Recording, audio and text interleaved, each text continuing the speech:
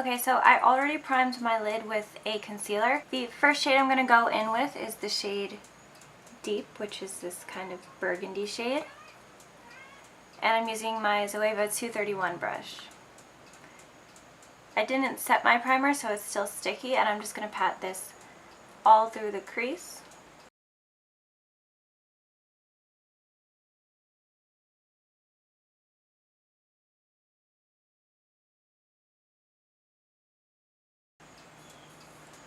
And then with nothing added on my brush, I'm going to blend that out really softly.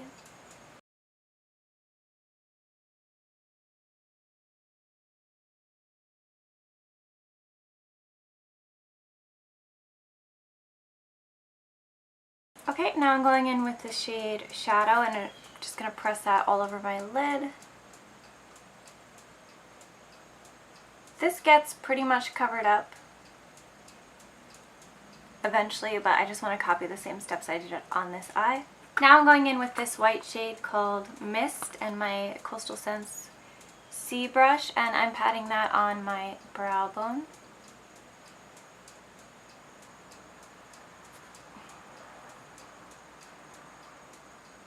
Just so I have something to blend into in a second, and I'm also going on my inner corner. Now I'm using my Anastasia bronzer in the shade Rosewood, just because I feel like there's not really a transition shade in this palette for the look I'm going for, at least.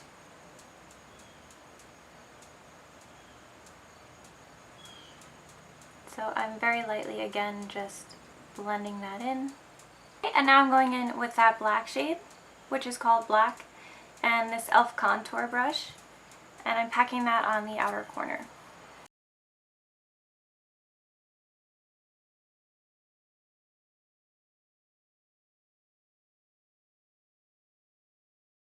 And I'm going back in with the shade Deep, just to blend out that edge.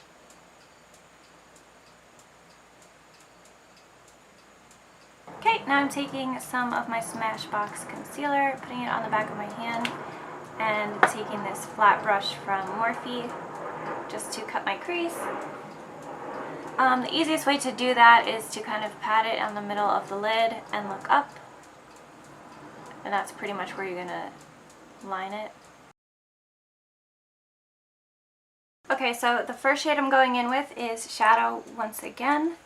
And I'm only putting this kind of on the middle part of that concealer, just to blend everything. And now on the front, I'm taking the shade Shaded.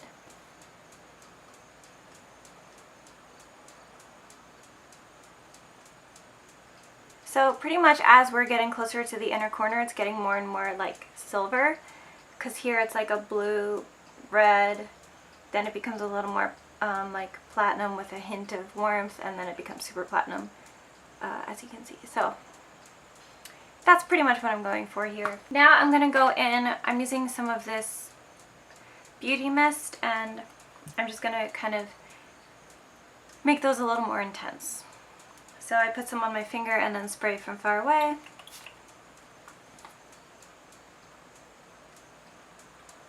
Just makes it look a little more foiled. Okay, so now that those are on, I'm going back in with the shade Deep and blending a little more.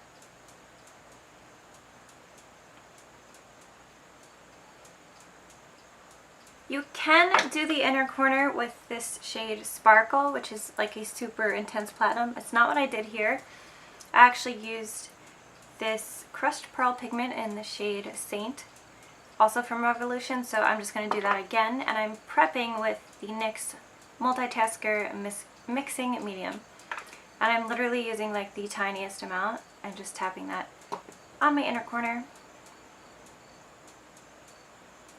You can also use this mixing medium to cut your crease. I've just found sometimes it can like darken the shades you're mixing it into, so if I were to do it all through my lid, instead of like being a soft blend, it would make like a line on the matte shadow, and that would look a little darker. Okay, so I just put some into the lid, and I'm using this flat brush from Juno & Co., one of their new ones. And I'm just going to pat that on the inner corner and a little bit on the lid. just to kind of sharpen the line a little bit. I don't want it to be like a super harsh cut crease though. And then whatever excess I have, I'm just going on my brow bone. For lashes, these are like custom lashes that I made.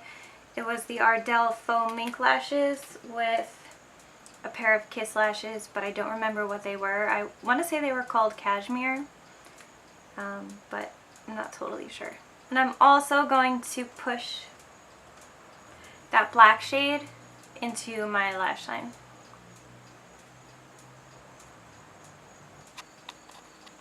Okay, so for my under eye, I just used the shade Deep again, and that's it. But that's the final look for this palette. I will do another one and probably insert it in this video or just make a separate video. But now it's time to talk about the palette, how I feel about it, how much it was, all of that jazz. So it is €6, which I believe came out to $10 US. It is just a cardboard packaging, and it does have a mirror, which is really nice. And it's a regular mirror, it's not like a Funhouse one, so you don't have to worry about that. And something else I really like about this palette is all of these shadows are removable. So I'm probably just going to put these in a Z palette. I'm not totally sure, but that's probably what I'm going to do. And for the most part, they're actually really good quality. I'm going to do some swatches now, but there are maybe like 2 or 3 that I don't think are the best, but you're able to make them work, you know? So I'm going to start with the top row and then I'll do the bottom row. So here's the top row. First we have Shadow, which is a shimmer shade. It's almost like a platinum silver, but it does have some warmth to it, which I think is really pretty. Then we have Midnight, which is a black with a very slight shimmer to it. I think the reason they put this in is so that it is a little more opaque, because shimmer shadows are typically a little more creamy and more opaque.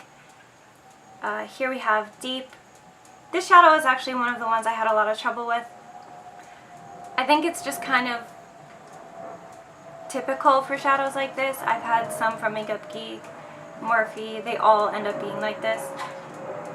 But it's just like a burgundy shade. It is definitely a little more subtle and not as red.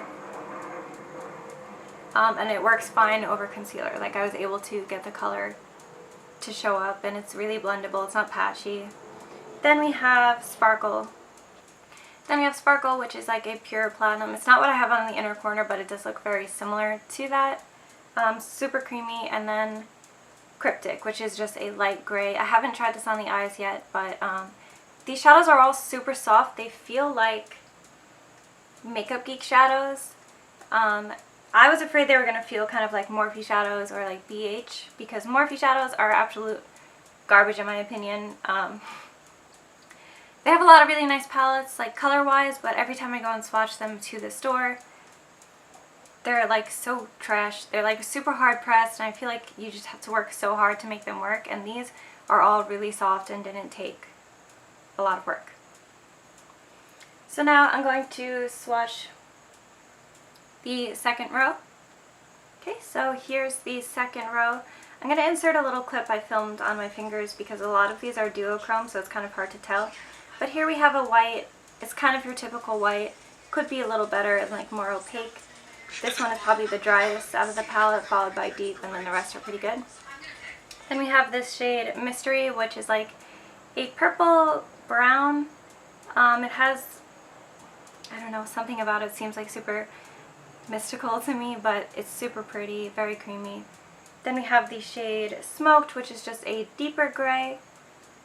That one swatched fine, super soft. Then we have Shadow, which reminds me of a Kat Von D shadow, kind of like, I think it was called Thunderstruck or something. I don't recall. I'll have to ask my sister because that's like her go-to shadow. They don't have it anymore. But you'll be able to tell better in the clip I insert what that duochrome looked like. It's almost like a blue-brown, but it's more like purple-green brown. I don't even know. And then we just have Black, which is a matte black. It's not as dark as the shimmer one, but it works really well for deepening the outer corner. So you get 12 shadows in this palette for only $10. It's totally worth it in my opinion. And it is like the first true cool tone palette out there, in my opinion. A lot of them always have like a lot of warmth in them, or are just gray, or just purple. This has like a nice range in my opinion. I'm really into cool tone shadows, and if you are too, this is definitely one I think you would like in your collection. So yeah, let me know if you've tried this. It is new. I ordered it as soon as I saw that it was available. But yeah, thank you so much for watching. I hope you guys have an amazing day.